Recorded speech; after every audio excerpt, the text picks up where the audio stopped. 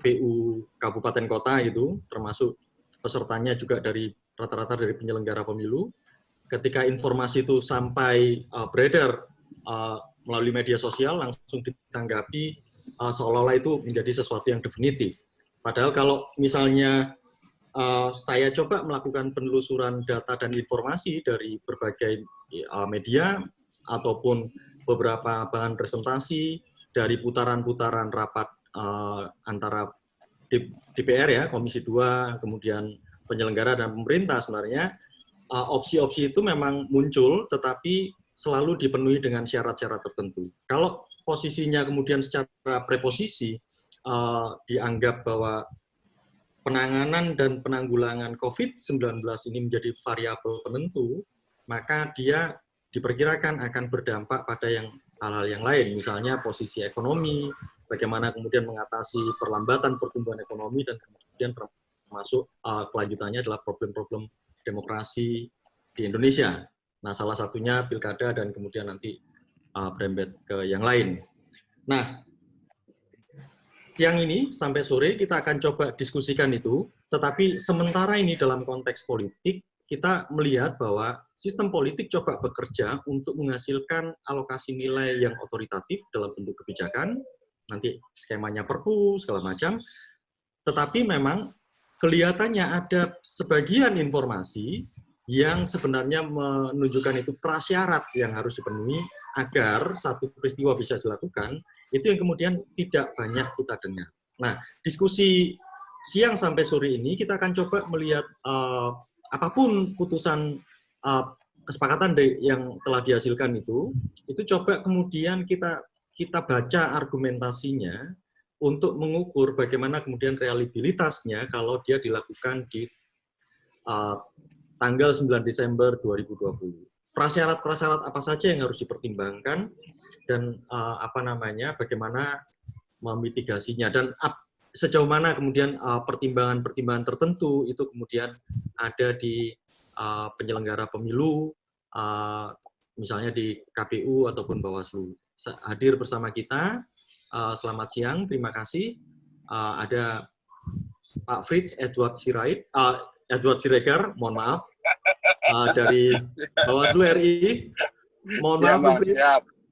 Siap. Padahal di depan layar saya itu Fritz Siregar, kan? Nah, kemudian ada yang sudah ada di depan saya ini juga Mas Aditya Perdana, beliau Direktur Eksekutif, Direktur Puskapol UI, Pusat Kajian Politik Universitas Airlangga Indonesia. Siap, Mas Agus. Dan kemudian sembari menunggu ada Mas Hasim, tetapi juga saya lihat ada beberapa teman-teman yang lain, termasuk dari kalangan penyelenggara dan berasal dari banyak daerah. Saya kira kita coba mulai itu, Bung Fritz, mungkin ya, baik. Langsung bisa yang pertama ya. Mohon maaf karena kita sudah molor hampir 30 lebih dari 30. Siap. Ya, silakan. Ya, terima kasih, kawan-kawan sekalian, karena saya sedang di jalan, mohon maaf apabila saya nggak memakai gambar ya. Karena kalau pakai gambar nanti pakai video bakal akan putus-putus. Ya, jadi mohon maaf kalau saya bisa pakai suara, tapi saya bisa mendengar kawan-kawan sekalian. Kawan-kawan sekalian, sebagai mana mungkin kawan-kawan sudah ketahui bahwa posisi Bawaslu terkait dengan penundaan ini sebagaimana rekomendasi yang kami sampaikan baik di Komisi 2 ataupun rekomendasi yang kami sampaikan kepada Presiden terkait dengan draft Perpu adalah kita berharap agar pelaksanaan Pilkada serentak 2020 itu dipindah ke September tahun 2021. Itu posisi Bawaslu. Kenapa? Karena dalam rangka untuk memastikan bahwa pandemi COVID-19 itu bisa segera berakhir. Salah satu tujuan dari proses penyelenggarakan juga bukan sekedar datang ke TPS, tapi dia juga ada fungsi partisipatif, dia ada fungsi inklusivitas, dan bagaimana keselamatan daripada warga negara, penyelenggara, dan juga sebagai peserta pemilihan juga bisa terjamin. Itu standing daripada Bawaslu pada saat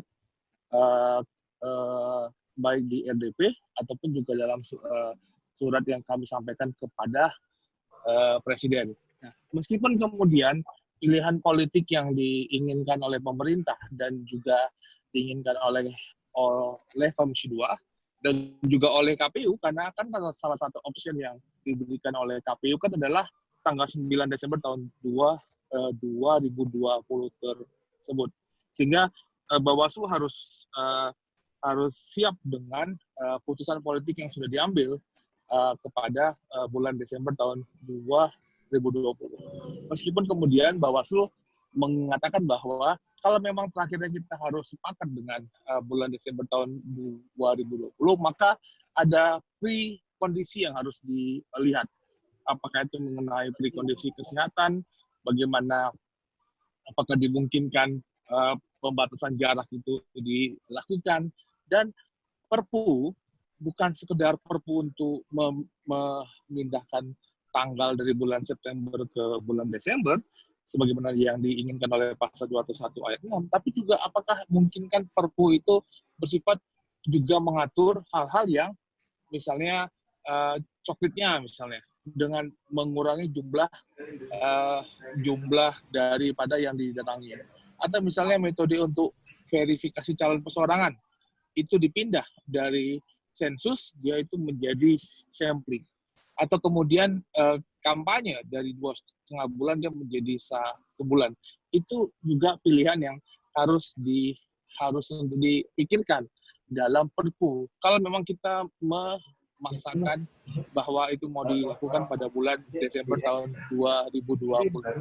Dan memang harus dilihat bahwa pilihan ataupun kan kalau kita melihat kenapa tidak bulan Desember tahun 2021, kenapa bukan Maret 2021, itu melihat bagaimana situasi kondisi keuangan negara, apakah kita masih punya keuangan negara, dan bagaimana dengan hubungannya dengan pilkada yang akan mungkin di ke depan. Bawaslu dalam posisi ini mengatakan bahwa kita melihat bahwa Perpu ini terkait dengan Perpu penundaan tahun 2020 yang September tahun 2020. Bawaslu tidak dalam posisi untuk agar pilkada, karena kan putusan MK kan sudah yang mengatakan bahwa ini loh pilihan-pilihannya, dan pilihan-pilihan bagaimana apakah mau serentak itu kan yang pasti kan sudah dijelaskan oleh putusan MK, dan Bawaslu melihat bahwa karena kita dalam menuju fungsi kodifikasi pemilu, di mana sebagaimana juga diinginkan oleh di dalam penggabungan antara undang-undang pemilu dan undang-undang pilkada, Bawaslu dalam posisi bahwa Perpu ini adalah Perpu untuk mengatur pilkada tahun 2020 gitu loh. Dan itu tidak mengatur mengenai pilkada-pilkada yang akan datang. Karena kita berbicara mengenai penundaan. Kalau kita ngomong tentang penundaan, itu maksudnya kan berarti kan ada yang sedang berlangsung, dan di tengah-tengah berlangsung itu yang akan dilanjutkan. Jadi ini tidak ngomong mengenai apakah yang di depan akan ditarik, yang selesai tahun 2022 akan ditarik, kemudian bagaimana yang dengan pilkada tahun 2002, tahun 2003, apakah juga akan dibuat dalam Perpu ini. Bawaslu melihat bahwa kita hanya berbicara mengenai Perpu pilkada tahun 2020. Kenapa? Karena itulah esensi yang pilkada serentak sekarang kita bangun. Karena kan politik hukumnya untuk mengatakan bahwa bagaimana politik hukum dari Pilpres tersebut, apakah yang dimaksud dengan serentak adalah yang ada 6 opsi yang diberikan oleh MK, itu kan sesuatu yang bersifat harus kita pikirkan lebih matang konsekuensinya. Sebagai tadi sudah disampaikan oleh Mas Agus Melas misalnya, apa pilihannya, apa kan requisite keadaan untuk menggabungkan keduanya tersebut, itu kan harus kita diskusikan, dan itu apakah itu sudah menjadi roadmap yang sedang kita diskusikan sekarang. Roadmap yang saya lihat, roadmap yang sekarang sedang kita lihat itu adalah roadmap bagaimana pelaksanaan pilkada serentak 2020 yang seharusnya di September 2020. Saya rasa itu yang kita harus menjadi fokus di dalam diskusi dan dalam persiapan kita. Tapi pada saat kita menggabungkan antara apakah akan ada pilkada tahun 2022, apakah ada pilkada tahun 2023, saya rasa itu bukan lagi masuk dalam kondisi Perpu, karena itu jelas memiliki roh yang berbeda daripada Undang-Undang 10 tahun 2016 dan juga bagaimana pasal 201 dari Undang-Undang Pilkada. Saya rasa ini Mas Melas sebagai pengantar daripada diskusi kita. Terima kasih kawan-kawan sudah menjadi bagian daripada diskusi. Saya kembalikan pada Mas Agus. Ya, baik. Terima kasih Bung Frits atas insight yang diberikan. Tapi saya ingin mengkonfirmasi, sebenarnya kan beberapa opsi ini bukan sesuatu yang sangat awam kita dengar ya. Sebelumnya juga dimunculkan oleh KPU. Tapi saya ingin dapat gambaran saja, mungkin juga publik yang lain, apakah memang ada pembicaraan lain ya sebelum masuk ke meja perundingan. Biasanya kan itu hal-hal yang normal dibicarakan, mungkin opsi segala macam dengan situasi yang lebih lebih rileks gitu ya sebelum dibandingkan pertemuan-pertemuan formal antara KPU, Bawaslu dengan pihak pemerintah dan termasuk juga dengan Komisi 2 di situ. Ya, oke. Kalau kan itu ada dua kesimpulan ya. Ya, kesimpulan betul. Pertama soal kalau yang kesimpulan kedua Bawaslu tidak tahu sama sekali lah. Kita tidak ada diajak ngobrol lah soal itu. Tapi memang soal kesimpulan pertama kita sudah kira-kira beberapa kali diskusi sebelumnya. Nah, misalnya kayak contohnya misal begini. Misalnya kalau pilkada ini kita pindahkan ke 2 Maret tahun 2001 ataupun kepada September tahun 2001, apakah dananya ada atau tidak? Itu pertanyaan satu. Oke. Karena kan sekarang kita punya anggaran defisit sudah terjadi. Dana dihabiskan 401 triliun untuk COVID misalnya. Dan DAU dan DAK serta itu menurun. Tahun depan kepala daerah tidak memiliki DAA dan DAU lagi misalnya. Bagaimana dana mereka buat untuk melakukan pilkada? Apalagi APBD pasti akan menurun. Dan yang kedua, 80% kepala daerah itu akan berhenti pada bulan Februari tahun 2021. Sedangkan kalau kita lakukan ini pada bulan Maret atau pada bulan September, maka ada hampir 260 PLT dari kepala daerah. Nah, dan apakah siap pemerintahan daerah dipimpin oleh 260 PLT misalnya? Bagaimana? Apalagi kita punya fokus recovery ekonomi pasca apa yang terjadi tahun ini. Dan kalau KPU dan Bawaslu salah satu keberatan kita juga terkait dengan masalah COVID di tahun 2020 ini adalah bahwa sebagaimana teman-teman tahu kan bahwa anggaran kementerian lembaga negara itu kan semua sudah dipangkas. Contohnya Bawaslu tahun 2020 itu mengalami pemotongan 46% dari seluruh budget tahun 2020 gitu. Dan juga dengan KPU gitu. Sehingga kita bilang kita harus stretching benar bagaimana bisa melakukan fungsi pengawasan, bagaimana fungsi pelatihan seandainya itu kita harus dilakukan di Desember tahun 2020. Jadi memang ada diskusi apa pilihannya seandainya bulan 12, apa pilihannya bulan Maret, apa pilihan bulan Desember. Tapi saya rasa itu pilihan yang harus diambil oleh pemerintah dan penyelenggara negara saat harus punya dua opsi. Kita punya tugas untuk memberantas pandemi COVID. Kita harus sadar terhadap kondisi masyarakat, tapi kita juga nggak bisa melupakan kondisi pergantian kekuasaan melalui proses pilkada yang menjadi tugas kita bersama untuk dapat kita laksanakan. Tapi memang pertanyaannya adalah apakah proses demokrasi yang kita inginkan itu yang ideal?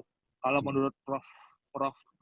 Lamran kan ada 8 indikator itu pemilu, dan apakah kita bisa mencapai itu dalam kondisi yang sekarang? Saya rasa itu yang masih menjadi pertanyaan kita. Bagus. Oke. Bung Frits udah mau turun dari mobil atau bagaimana? Belum. Saya akan masih bisa ikut. Masih bisa tahan sebentar. Ini ada satu pertanyaan saja. Bukan pertanyaan, lebih tepatnya mungkin respon karena latar belakang hukum yang Anda miliki. Ini kan kalau kita lihat dua putusan ya, dua kesepakatan ya, yang diputuskan 14 April lalu kan menarik sebenarnya. Memang produk hukumnya akan Perpu. Tetapi yang menarik adalah kalau yang poin pertama itu Komisi 2 menyetujui usulan pemerintah untuk penundaan jadi tanggal 9 kan Desember. Nah, yang kedua, Komisi 2 mengusulkan kepada pemerintah untuk jadwal pilkada diubah atau disesuaikan sesuai dengan putusan MK. Kalau melihat konstruksi itu yang kan seolah-olah jadi kayak ada menukar sesuatu gitu. Yang satu usulan pemerintah kami terima ya, tapi pemerintah kami usulkan untuk terima juga skema pilkada seperti ini. Itu dalam konteks mohon teman-teman karena ini biasa saja ya diskusinya ini dalam konteks kebijakan publik selamanya kan dituntut dalam konteks politik ya, itu selamanya apa yang dibalik itu yang menarik sebenarnya. Ya kalau dalam konteks itu bagaimana Bung Frits melihatnya? Kalau saya sih tidak melihat itu ya, karena kalau saya melihat dari diskusi, kalau saya melihat tampangnya Pak Mendagri ya pada saat kita diskusi, kemudian pada saat kita masuk kesimpulan di nomor 2, Pak Mendagri bertanya melihat ini kan sebuah usulan kan? Berarti maksud betul. saya adalah berarti Pak Mendagri bertanya memang apakah ini sebuah usulan? Iya. Dan dijawab oleh Pak Ketua Komisi 2 bahwa ini adalah sebuah usulan. Jadi saya melihat bahwa itu adalah usulan yang disampaikan oleh Komisi 2. Nah, dan juga dalam posisi Pak Mendagri juga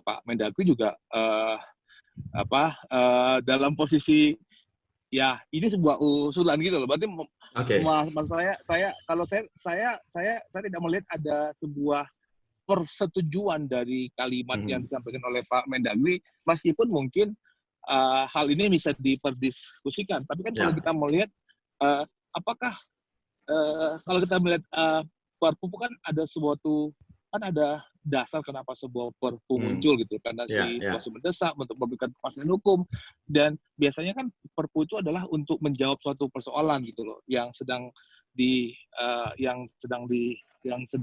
dibutuhkan. Apakah persoalan terkait dengan pilkada 2022-2023 apa itu sesuatu menjadi bagian daripada Perpu? Saya rasa itu dari kacamata hukum itu masih bisa diperdebatkan. Ya menarik. Jadi sebenarnya teman-teman sembari membantu kita mendapatkan perspektif lain ya. Jadi itu kan normal juga, sesuatu yang ada banyak informasi, ada banyak perkembangan, ada kondisi-kondisi objektif yang biasanya terlibat dalam konteks pengambilan keputusan. Nah, saya ingin coba mengkonfirmasi apakah Mas Hasim sudah bergabung dengan kita?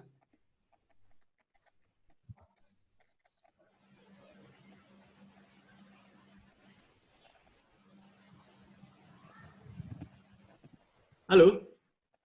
Halo? Iya, sorry. Masuk lagi tadi ada intruder, saya coba cek, saya coba remove. Baik,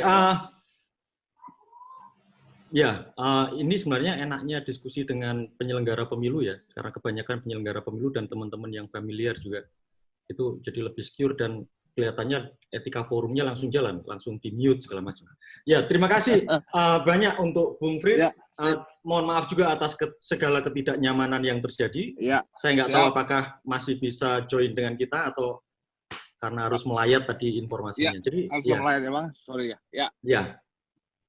Terima kasih Bung Frits, selamat siang, sore, dan doa untuk kita semua sehat-sehat. Siap.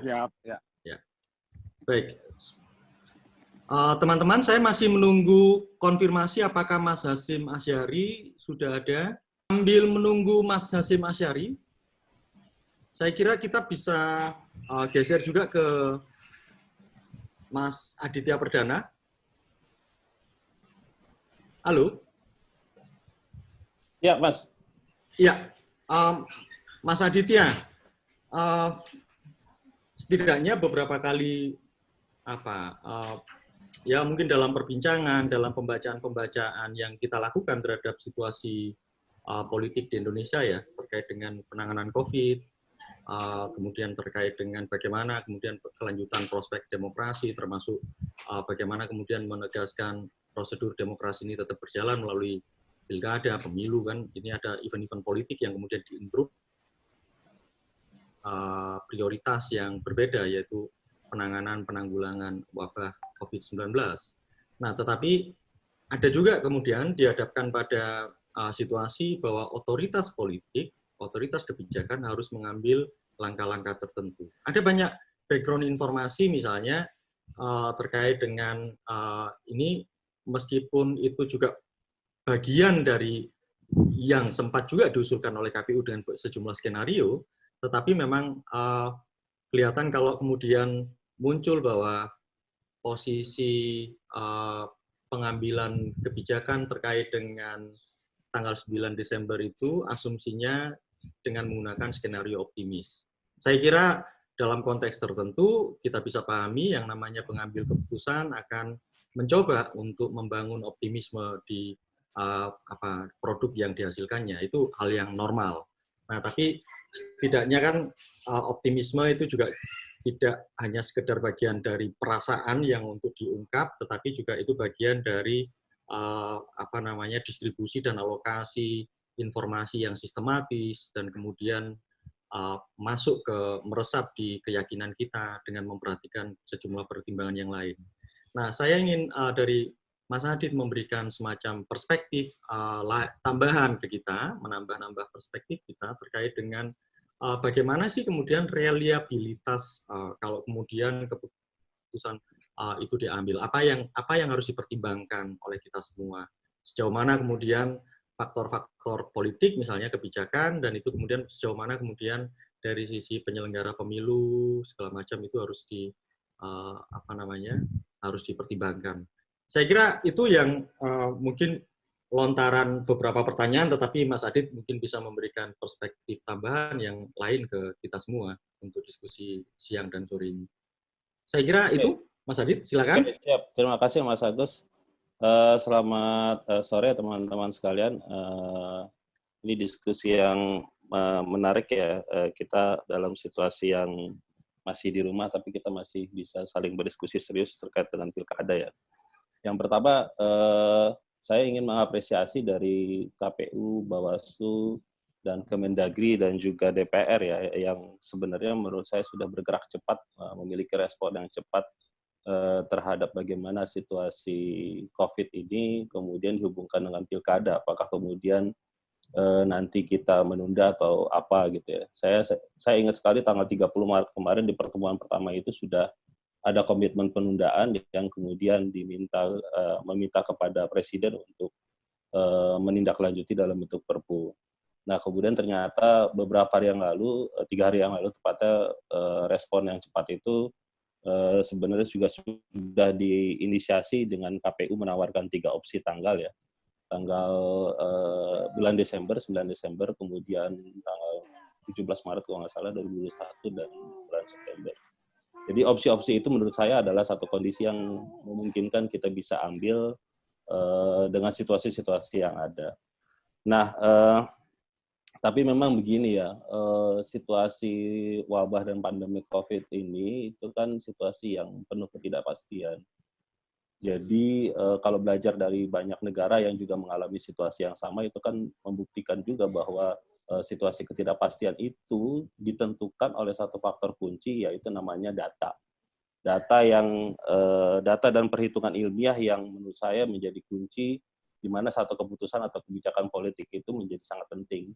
Sehingga kemudian kalau memang ini pilihan-pilihan kemarin itu dihadapkan opsi tanggal bulan Desember, bulan Maret 2021 dan ataupun juga bulan September, artinya itu harus berbasiskan data. Nah, kemarin saya perhatikan memang optimisme yang ada di DPR dengan Kemendagri ataupun juga dengan KPU dan Bawaslu itu sangat kelihatan sekali. Saya nggak tahu, makanya saya sejujurnya juga bertanya-tanya data mana yang kemudian menjadi referensi teman-teman DPR sehingga menjadi sangat optimis sekali bahwa penentuan tanggal 9 Desember itu menjadi satu pilihan yang kemudian menjadi sebuah kesimpulan. Ya meskipun dalam perkembangan selanjutnya yang tadi juga sudah disampaikan oleh Bang Fritz, bahwa ada juga kemungkinan-kemungkinan lain yang bisa dibicarakan di kemudian hari. Saya juga membaca beberapa wawancara yang disampaikan oleh Ketua Komisi 2 juga nampaknya kelihatan masih terbuka opsi-opsi lain lah. Kalau misalkan memang situasi COVID-19 itu belum bisa kita atasi dengan baik. Maksud saya begini, jadi soal data itu adalah kenapa kemudian pertimbangan tanggal 9 Desember itu hadir. Menurut saya adalah yang harus diperhitungkan adalah memang data real hitungan-hitungan yang dimiliki oleh gugus tugas ya dan juga pemerintah pusat. Kan hari ini pemerintah itu juga relatif sudah jauh lebih terbuka soal data ya. Bahwa ada sekian jumlah orang yang positif, terus kemudian ada yang berapa yang meninggal, yang sembuh, terus kemudian ODP dan PDP segala macam itu kita semua bisa akses itu dengan baik. Dan menurut saya itu juga penting untuk dijadikan bahan dan beberapa pihak juga sudah melakukan modeling ya dan simulasi pandemik itu akan berakhir di puncaknya di bulan apa.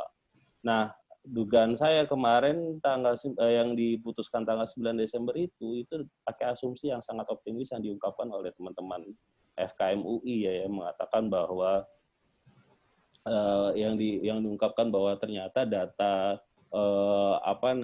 pandemik itu diperkirakan akan selesai tuntas di pertengahan Mei. Tapi kan ada data-data lain juga yang menurut saya juga terakhir di gugus tugas itu juga merevisi bahwa itu akan kemudian terjadi perubahan lagi. Jadi artinya menurut saya data itu menjadi basis yang menjadi sangat penting kita perhatikan.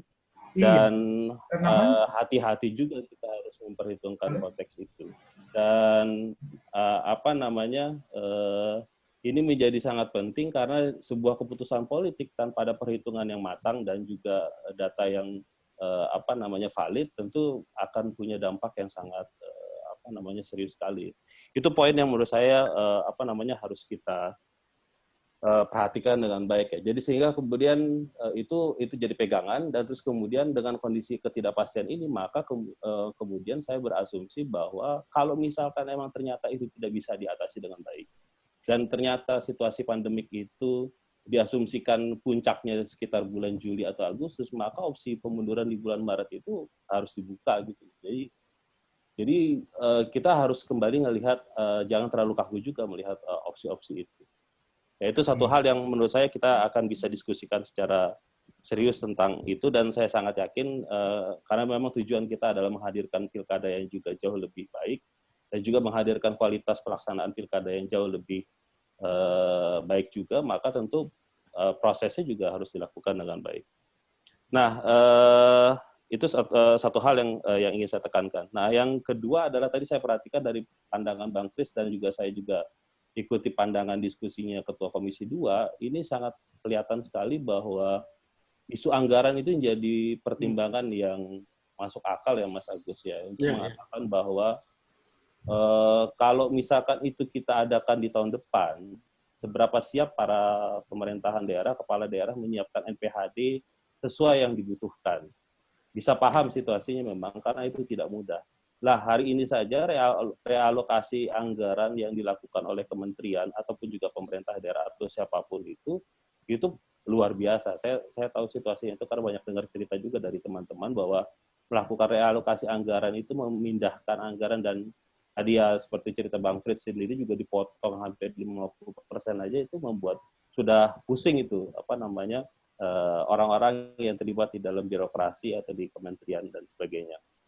Nah, sekarang situasi ini kalau misalkan mau disertakan di tahun 2020 di bulan Desember, oke lah itu kita bisa lakukan. Nah, pertanyaan kritisnya adalah NPHD yang pilkada ini kan juga ada beberapa daerah yang saya dengar situasinya juga sudah ditarik oleh pemerintah daerah. Nah, itu gimana cara mengatasinya? Karena soal teknikal dan anggaran ini menjadi faktor kunci ya. Soal kesediaan dana itu menjadi faktor kunci. Kalau misalkan ternyata dananya anggarannya memang tidak memadai dan menyulitkan, ya agak repot juga urusannya di dalam pelaksanaan pilkada. Nah, itu satu. Nah, yang kedua adalah soal anggaran. kalau memang itu bulan Desember diadakan, dan saya sangat yakin situasi kita bukan normal itu dalam bulan Desember sekalipun. Orang ke TPS, melakukan aktivitas, semua tetap harus pakai masker. Semua tetap harus pakai hand sanitizer, harus pakai seperti pengalaman kemarin yang di Korea Selatan yang kita perhatikan, itu sudah sangat lengkap lagi. Yeah. Nah, itu pasti akan terpengaruh anggaran yang pasti akan lebih besar kalau mau dihitung normalnya. Nah, artinya teman-teman KPUD dan juga Bawaslu di provinsi dan kabupaten kota harus juggling juga memutar otak bagaimana agar anggaran itu bisa memadai dengan memasukkan komponen-komponen baru yang harus ada di TPS, karena protap kesehatannya tetap harus kita perhatikan dengan baik. Nah, ini bagaimana kita menyiasatinya? Apakah memang misalkan soal tadi Bang Frit menyinggung, apakah kampanye itu dibatasi? Apakah kemudian sosialisasi PPS, PPK, dan sebagainya itu dibatasi waktunya dengan jumlah yang bagaimana, terus teknis dan sebagainya, itu mungkin bisa kita bicarakan. Tapi artinya teman-teman di daerah ini tentu harus memperhitungkan ulang tuh soal teknis anggarannya. Apakah kemudian ini membengkak atau memang dengan skenario yang bisa jadi pas-pasan sekali. Nah, itu menurut saya perhitungannya harus sangat detail sekali. Nah, oleh karena itu saya menganggap bahwa prasyaratnya yang harus dipenuhi memang satu-satunya. Jadi gini, kita kan menghadapi situasi kayak kita bikin klausul sebab akibat. Jika A maka B. Ya. Kalau misalkan situasinya status kedaruratannya itu sudah dicabut oleh pemerintah, PSSB itu sudah dicabut oleh pemerintah secara nasional ya, maka bisa dipastikan COVID itu bisa dilakukan. Dan itu saya perhatikan dari presentasinya KPU sangat jelas sekali bahwa seluruh opsi-opsi itu memang persyaratnya adalah soal status kedaruratan. Kalau status kedaruratannya memang tidak bisa dicabut, maka apakah yakin dan sangat bisa kita penuhi tahapan pemilu itu dilakukan? Nah, itu yang menurut saya satu syarat yang bukan yang mudah juga, tapi harus diperhatikan. Nah, soal Perpu itu yang dikatakan oleh Bang Fritz tadi menurut saya masuk akal ya untuk mengatur soal teknis, karena memang Perpu untuk mengatur Pilkada 2020 itu memang harus khusus sekali ya. Karena itu sudah mengatur sifatnya protap kesehatan harus masuk di dalam teknis penyelenggaraan, terutama di dalam TPS, terus kemudian dan sebagainya itu harus diperhitungkan. Nah, pertanyaannya adalah ketika misalkan nanti, ini kan kalau Perpu berarti yang mengusulkan pemerintah dan pasti mengajak bicara para penyelenggara KPU dan Bawaslu.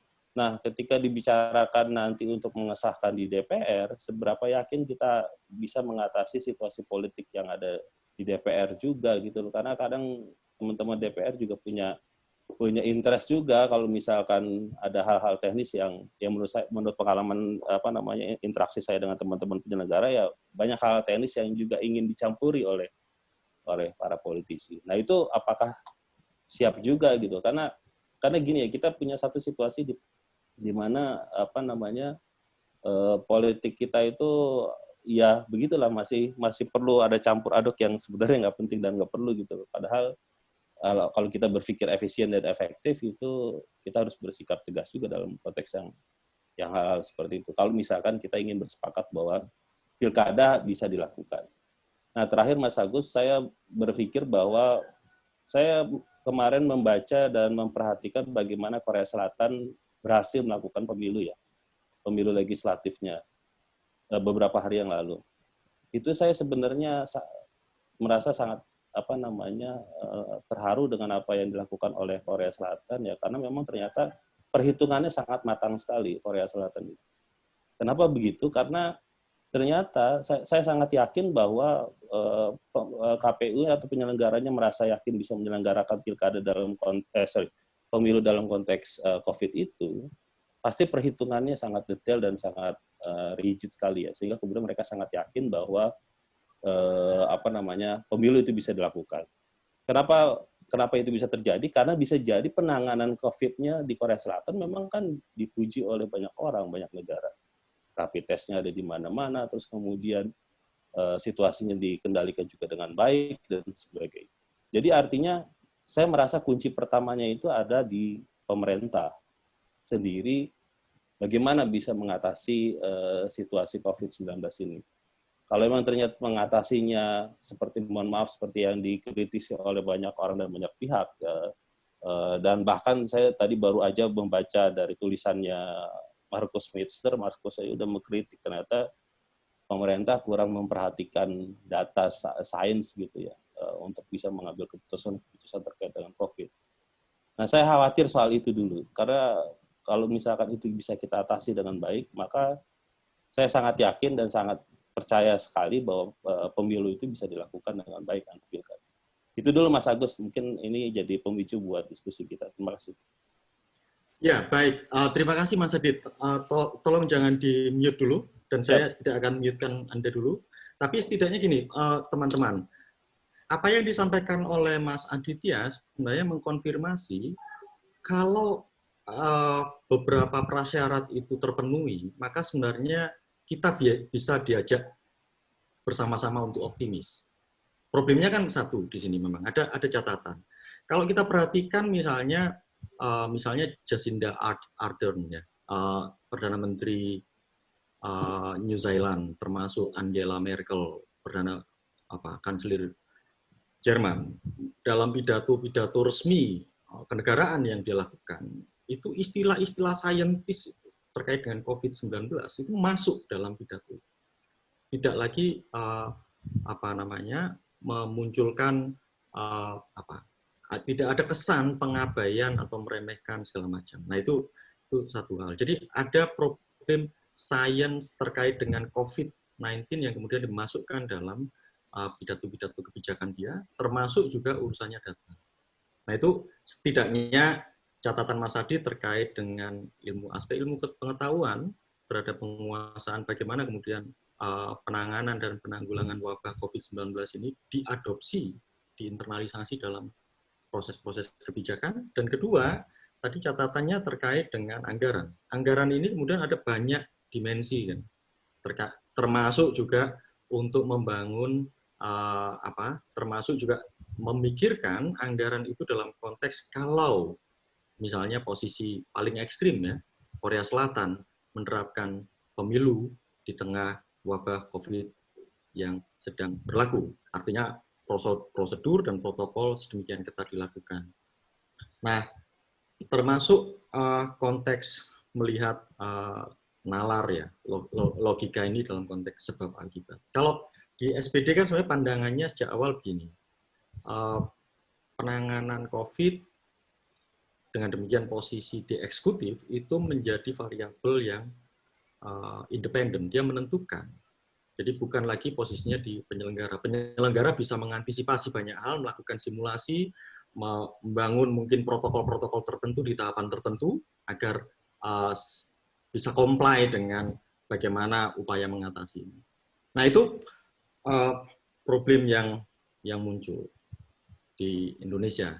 Nah, teman-teman sekalian, sebenarnya gini, ini Mas Hasim itu ingin masuk, tapi memang beliau berkeberatan karena harus mengkonfirmasikan email dan password emailnya. Jadi tidak cukup hanya meeting ID sama password ID. Nah, ini ada soal memang terkait dengan jaminan keamanan juga ya dalam konteks Zoom ini, karena sebelumnya kita juga mengalami penyusupan bahkan di forum yang terakhir juga masih ada, tapi segera kita bisa atasi. Nah itu. Nah tapi saya coba usulkan untuk berbagi perspektif sambil ini kan posisinya Mas Hasim memang beliau tidak bersedia kalau kemudian harus masuk dan registrasinya menggunakan password email beliau. Dan kami bisa memahami sepenuhnya kekhawatiran itu, situasi itu. Tetapi ini memang prosedur yang sudah ditetapkan karena untuk jaga forum. Nah, saya juga melihat ada beberapa teman yang sangat familiar dengan pengawalan isu ini, dan baik itu yang di kalangan penyelenggara ataupun di kalangan masyarakat sipil. Saya lihat juga ada Mbak Titi, ada Mas Hadar, ada Bung Alwan, ada Mas Mas Purnomo segala macam. Mungkin ini kan bisa juga kita gunakan sebagai instrumen untuk saling berbagi informasi dan pandangan perspektif itu. Tapi untuk Mas Adit, sebenarnya kalau dari sisi misalnya beberapa pertimbangan yang sempat panjenengan sampaikan tadi, yang paling utama itu di komponen yang mana sih?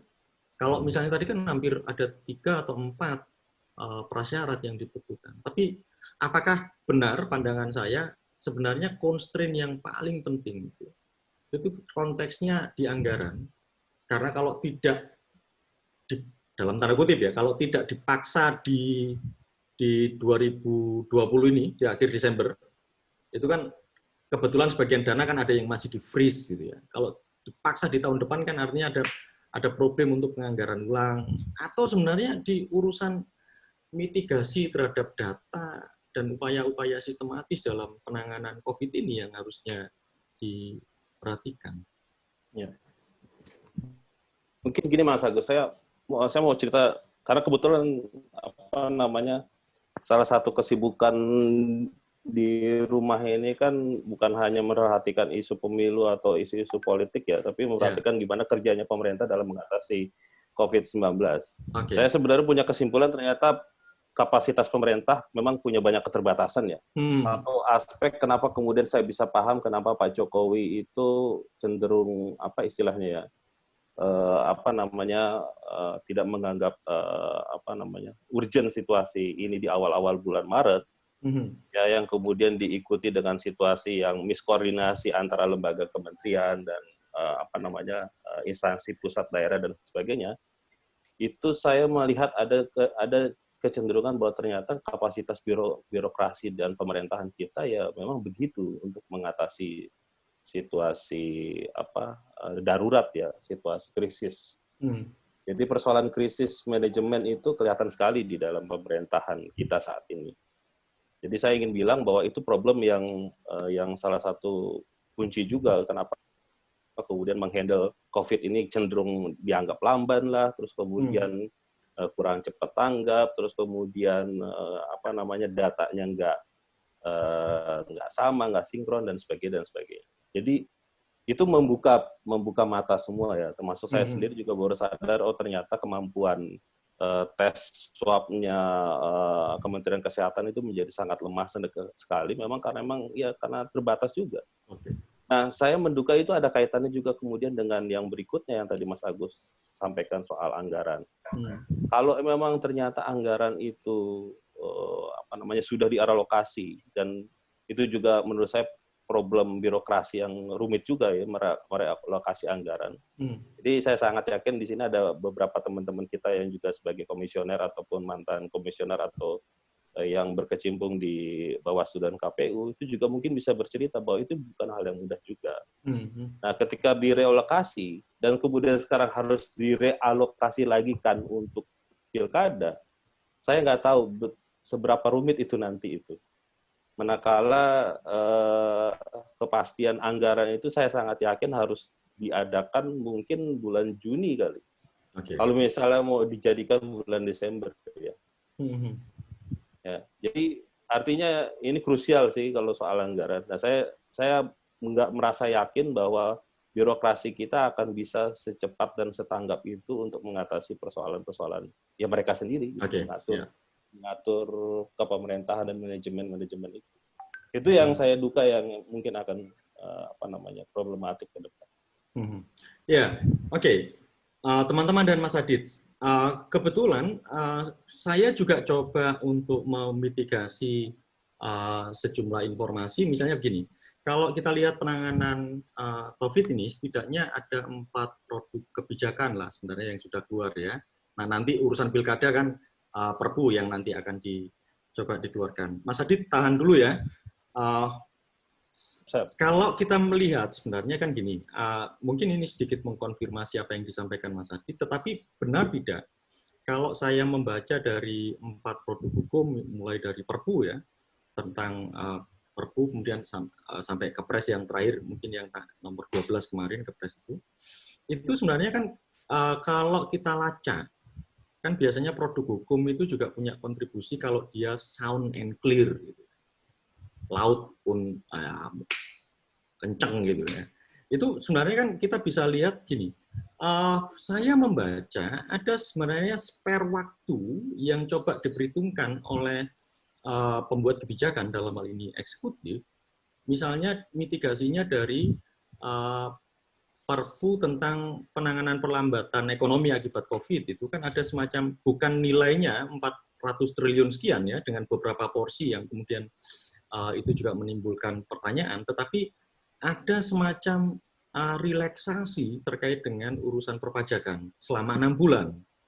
Jadi kalau misalnya dilihat dari itu sebenarnya apakah itu bukan bagian yang kita bisa mitigasi? Oh, normal kalau kemudian diputuskan misalnya sebagai usulan untuk tanggal 9 Desember. Dalam konteks penundaan itu September dilakukan nanti pelaksanaannya di 9 September kalau kemudian kita ngacu pada Perpu yang awal itu ada semacam relaksasi terkait kalau kita lihat skema perpajakan yaitu ada spare sekitar 6 bulan. Itu bagaimana? Iya, kalau soal pajak sih oke lah, maksudnya masih bisa kita indikan ya, karena itu kan terkait dengan kompensasi di orang berusaha ya kemudian ya, di kemudian hari ya setelah wabah ini selesai. Tapi kan yang dibutuhkan oleh teman-teman penyelenggara saat ini kan kepastian penggunaan anggarannya kan. Misalkan mereka kemarin menawarkan akan dapat 100 miliar gitu ya. Untuk penyelenggaraan pilkada. Nah, apakah kemudian besok bulan Desember dari 100 miliar itu, apakah pasti dapat 100 miliar lagi atau jangan-jangan malah berkurang gitu loh. Itu yang belum ada jaminan juga, manakala misalkan contoh misalkan Depok ya. Depok itu kan situasinya merah ya dan dia pilkada. Ya. Apakah kemudian dia akan dapat 100% atau tidak atau bisa berkurang atau enggak? Nah, jaminannya apa? Nah, jaminan itu menurut saya harus bisa dipastikan dari pemerintah daerahnya sendiri dan juga DPRD untuk bisa mensupport itu. Nah, itu yang menurut saya harus di-clearkan dari sisi politisnya, ya, politik anggarannya, memastikan bahwa teman-teman KPU daerah ini punya ruang yang cukup memadai untuk bisa penyelenggaraan di bulan Desember itu, kalaupun nanti bisa diadakan gitu. Nah, itu saya nggak tahu seberapa yakin itu bisa membantu teman-teman KPUD ada Bawaslu di daerah untuk bisa meyakinkan bahwa mereka punya dana yang cukup memadai soal itu. Kalau memang itu ternyata nggak memadai, wah agak repot juga tuh, kasihan teman-teman itu nanti. Oke. Ya, Mas Adit, yang terakhir sebelum saya mungkin akan geser ke beberapa teman lain yang mungkin ingin berkontribusi. Dalam konteks satu produk kebijakan mau diambil, ya kalau taruhlah kemudian kesepakatan di Komisi 2 ya, itu ada 2 poin itu yang kemudian menetapkan tanggal 9 Desember. Nah itu sebenarnya kan bisa dikatakan itu kan agak berjarak dengan aspirasi yang berkembang terkait dengan pelaksanaan pilkada. Terlebih lagi urusannya penekanannya kan ke COVID-19. Nah, termasuk kalau kita baca letter luck saja dari 2 poin itu sebenarnya kan kelihatan seolah-olah tidak ada prasyarat apapun. Kan harusnya aksi 1 akan bisa dilakukan kalau misalnya syarat ini terpenuhi. Bisa tidak Mas Adit memberikan perspektif ke kita, mengapa kemudian senjang itu makin besar sekarang ini antara kebijakan yang ditetapkan dengan aspirasi yang berkembang.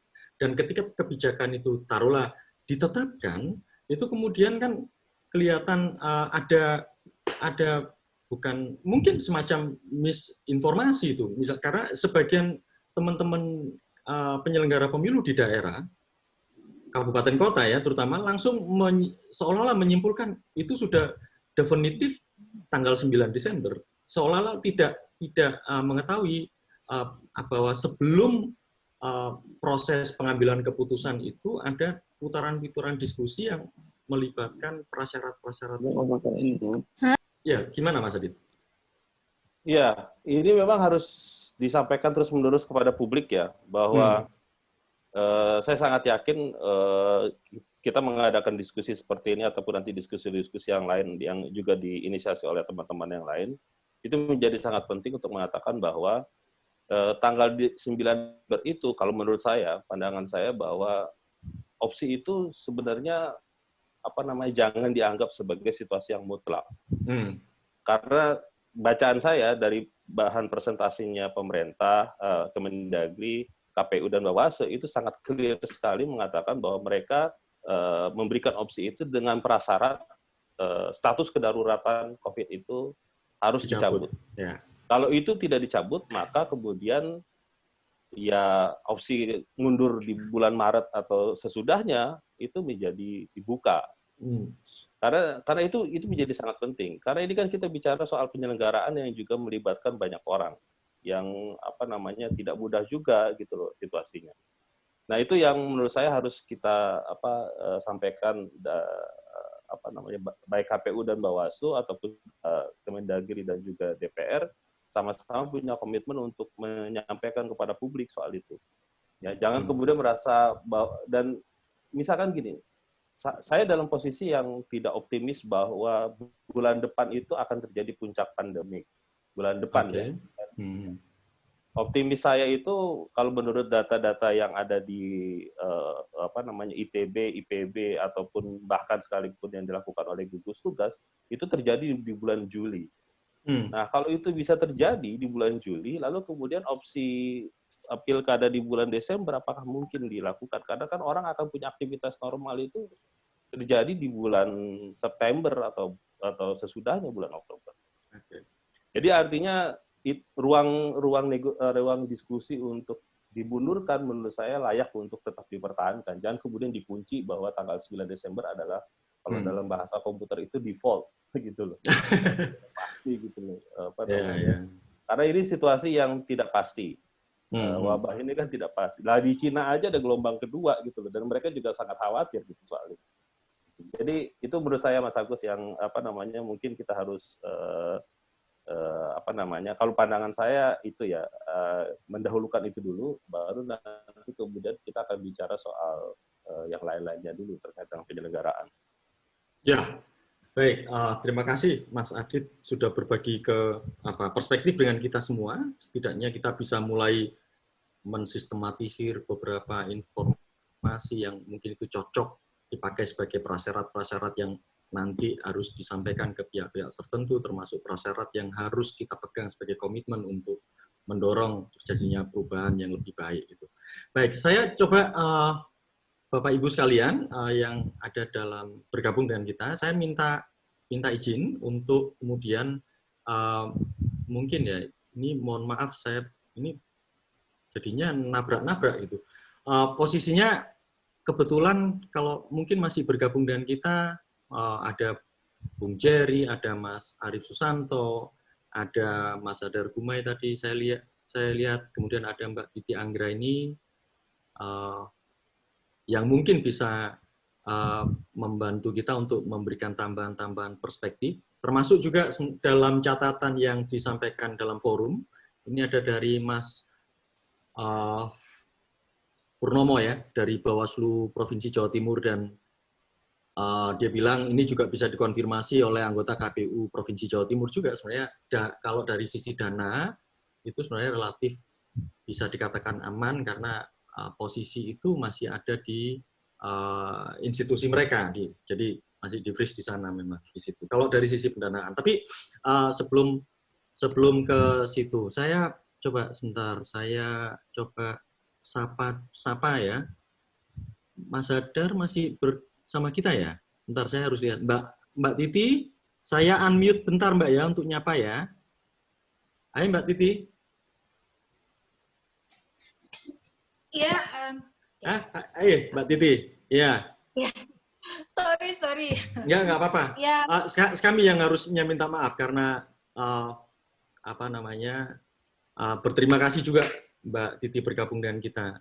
Mbak Titi, mohon maaf kalau kemudian saya harus dalam tanda kutip memaksa ini ya. Kalau lihat diskusi tadi ya, sebenarnya apa sih yang perspektif yang masih kurang yang harus kita perhatikan dalam konteks pilihan-pilihan kebijakan yang kita ambil saat ini, yang faktanya existing ada gitu, diputuskan oleh apa namanya pihak otoritas dan kemudian kelihatannya berjarak dengan kita. Termasuk mungkin perspektif latar belakang hukum yang jenengan miliki gitu untuk bisa membantu kita memperbanyak sudut pandang. Iya. Ya, silakan Mbak Titi. Ya, terima kasih Mas Agus. Diskusinya sangat luar biasa. Saya belajar banyak tadi dari apa yang disampaikan oleh Mas Adit. Saya singkat saja, memang kalau kita ikuti rapat yang berlangsung di DPR 14 April lalu ya, bicara soal dimensi teknis dan juga bagaimana korelasinya dengan keselamatan, kesehatan, dan skenario-skenario yang menghubungkan keduanya itu sangat minim dan cenderung tidak ada, begitu. Sehingga ketika misalnya narasi soal optimisme bahwa kita yakin kita melakukan yang terbaik itu lebih dominan. Harusnya kan kebijakan itu diambil secara terukur dengan memberikan keyakinan kepada orang yang mengikuti rapat bahwa alasan-alasan baik dari sisi teknis maupun perlindungan pada kesehatan dan keselamatan baik penyelenggara, peserta, dan pemilih itu bisa diukur dengan baik dan bisa dijamin ketika pilihan itu dibuat tanggal 9 Desember 2020. Tapi kan itu kan tidak tersampaikan gitu ya. Meskipun di awal KPU menyampaikan prasyarat yang perlu diperhatikan kalau kita ingin menunda pilkada selama 3 bulan ke bulan Desember.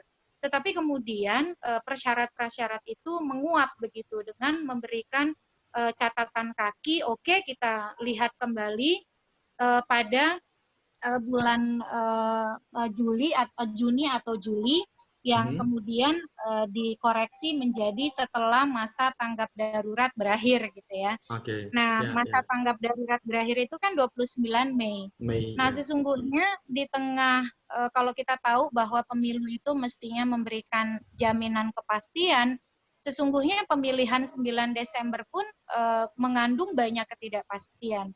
Ketidakpastian pertama, ketidakpastian jaminan bahwa teknis pemungutan suara yang akan kita lakukan pada 9 Desember itu ditopang oleh jaminan kesehatan dan keselamatan yang terukur bagi para pihak yang terlibat. Itu yang pertama. Yang kedua, dari sisi waktu juga, ternyata kan juga ini membuat punya catatan kaki gitu, bahwa ini akan didiskusikan kembali pada masa tanggap darurat sudah berakhir dengan asumsi berakhirnya adalah bulan Mei. Sementara kan bisa juga tidak berakhir pada bulan Mei. Jadi terlihat sekali bahwa saya menangkap pilihan itu bukan pilihan yang matang yang dibuat oleh mereka yang rapat pada tanggal 14 April lalu, tetapi pilihan-pilihan yang mengandung asumsi-asumsi yang sesungguhnya yang kita perlukan, apalagi ini sifatnya diatur di Perpu ya, mestinya Perpu menjawab kegentingan memaksa situasi darurat, tidak lagi mengandung ketidakpastian atau kegambangan-kegambangan yang justru bisa membuat kita bekerja sekali di antara ketidakpastian itu. Saya rasa itu saja sih Mas Agus, catatan singkatnya. Baik, terima kasih Mbak Titi atas catatannya, karena itu memang sesuatu yang sangat penting dan wajib kita perhatikan. Teman-teman semua sebenarnya bergabung juga dengan kita, beberapa teman yang lain, termasuk ada juga dari pihak Kemendagri, tapi memang sejak awal mereka sudah sampaikan ke saya, bergabung itu dalam rangka ingin menyerap informasi, agar ini ada perkembangan-perkembangan lain di luar posisi-posisi pengambilan keputusan yang mungkin perlu didengarkan. Saya kira terima kasih atas keterlibatannya di sini. Saya coba tadi aktifkan speaker untuk Pak Hadar Gumai. Mas Hadar, apakah masih bergabung dengan kita, Mas? Oh, baik. Terima kasih, Mas Agus. Masih. Ya, Mas Hadar, terima kasih. Mas, minta maaf, mungkin saya nggak usah minta maaf, silakan. Ya, saya ingin meminta sesuatu ke Mas Hadar dalam artian gini. konteks pengalaman pengorganisasian penyelenggaraan pemilu secara nasional yang pernah yang dimiliki oleh Pak Hadar ketika menjadi komisioner KPU, ya tentu saja wabah ini mungkin tidak ditemui di periode pada masa Pak Hadar, tetapi setidaknya selalu dalam konteks pengambilan keputusan, lembaga itu akan diberhadapkan pada pertimbangan-pertimbangan yang luar biasa, mengantisipasi segala hal. Nah, mungkin Mas Hadar mungkin bisa membagi perspektifnya ketika menghadapi situasi yang hampir sama atau pada tingkat tertentu ada indikator-indikator yang bisa disamakan terkait dengan, taruhlah ini krisis di situasi kita. Kira-kira apa yang harus kami bisa dengarkan itu, Mas Hadar, untuk situasi ini? Ya, silakan, monggo Mas Hadar. Baik, terima kasih Mas Agus. Selamat siang semua teman-teman peserta. Saya kira tidak ada pengalaman yang bisa dibandingkan dengan besarnya permasalahan yang dihadapi sekarang. Karena dulu kalau toh ada penundaan-penundaan itu skalanya paling besar ya satu daerah pilkada karena ada persoalan pengadilan dan sebagainya. Yang bencana-bencana sangat kecil ya, hanya beberapa TPS atau kelurahan atau kecamatan untuk bencana gunung meletus misalnya. Jadi tidak ada skalanya sebesar ini nasional ya, secara keseluruhan. Nah, jadi saya kira sulit juga untuk saya berbagi pengalaman yang persis begitu. Nah, tetapi semua apa yang kami hadapi, sekalipun kecil, atau untuk bisa mengevaluasi ke belakang setelah itu dilaksanakan, selalu saja bahwa waktu itu penting untuk kita punya, cukup untuk mempersiapkan pelaksanaan. Jadi kalau kita tidak punya waktu yang cukup, mepet-mepet, akibatnya juga kesiapan penyelenggaraan itu menjadi kualitasnya menurun gitu. Nah, sekarang ini kelihatannya kita juga dipaksa dengan waktu ya, ingin sekali ini juga segera dilaksanakan. Padahal kita menghadapi situasi yang sangat serius, dan seriusnya itu bisa mengancam keselamatan, kesehatan dan kemudian keselamatan gitu. Dalam skala yang sangat besar gitu.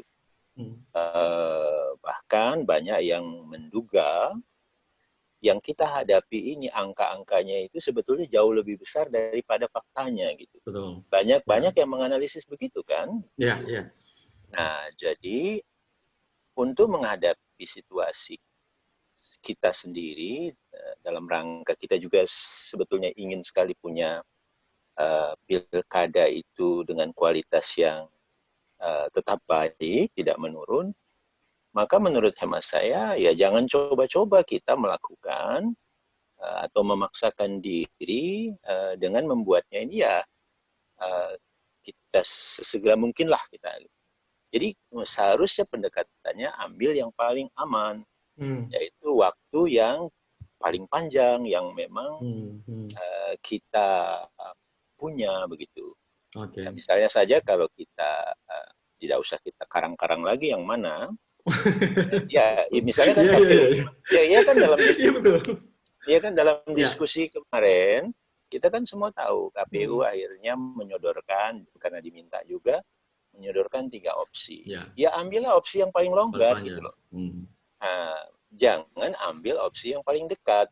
Apalagi kita sendiri masih belum tahu ini apakah akan selesai dalam waktu dekat atau tidak gitu.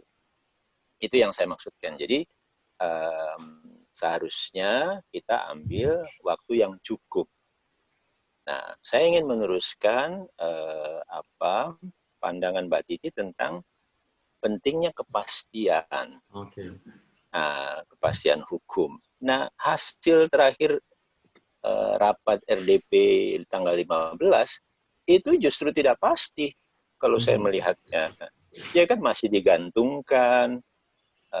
Kemudian mendengar juga penjelasan di forum di CSIS kemarin Pak Doli Kurnia juga begitu modelnya, cara berpikirnya gitu. Nah, saya kira itu tidak tepat gitu. Jadi ambillah yang lebih pasti, walaupun 1 tahun pun kita nggak bisa pastiin juga kan. Kita ambillah yang lebih mungkin kepastian itu gitu loh. Jadi kita ambil yang terpanjang. Nah, harus diingat bahwa penyelenggaraan pemilu atau pilkada itu tidak bisa berubah-ubah di tengah jalan, mundur, nggak jadi. Itu semua akan membuang energi dan dana saja. Jadi misalnya kita mau Desember nih, udah disiapin, tahu-tahu nanti ada perkembangan, udah kita ganti lagi gitu. Itu akan membuat apa yang dikerjakan bisa menjadi percuma. Karena ada hal-hal yang tidak update lagi. Misalnya kita bicara daftar pemilih gitu. Kalau dia mundur, itu kan berarti ada perubahan-perubahan dari usia pemilih menjadi 17 tahunnya misalnya. Kan itu harus dirapikan lagi. Jadi pekerjaan penyelenggaraan pemilu itu atau pilkada itu ada sequence-nya yang tidak bisa otomatis, kalau udah berhenti nanti otomatis akan lanjutannya itu bisa sama saja gitu.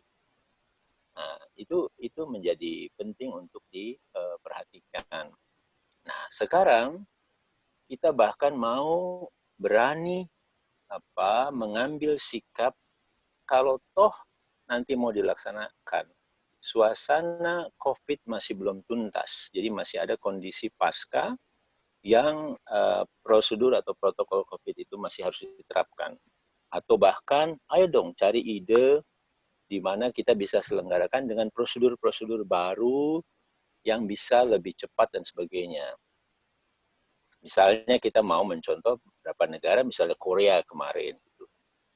Oke, tetapi maksud saya begini, jangan sampai juga suasana darurat ini kita itu terlalu terpancing untuk mencari jalan-jalan baru yang belum tentu itu bisa berhasil di kita gitu.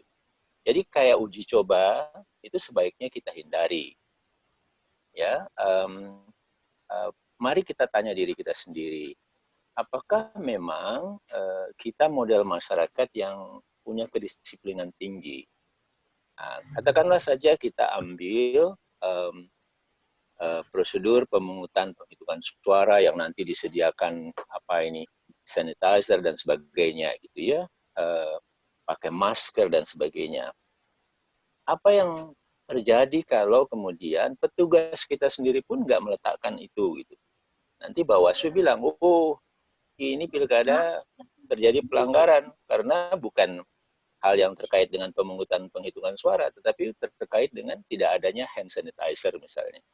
Hal-hal yang kecil-kecil seperti itu harus kita hitung betul. Apalagi kemudian ada ide-ide, nanti kita bisa coklat itu tidak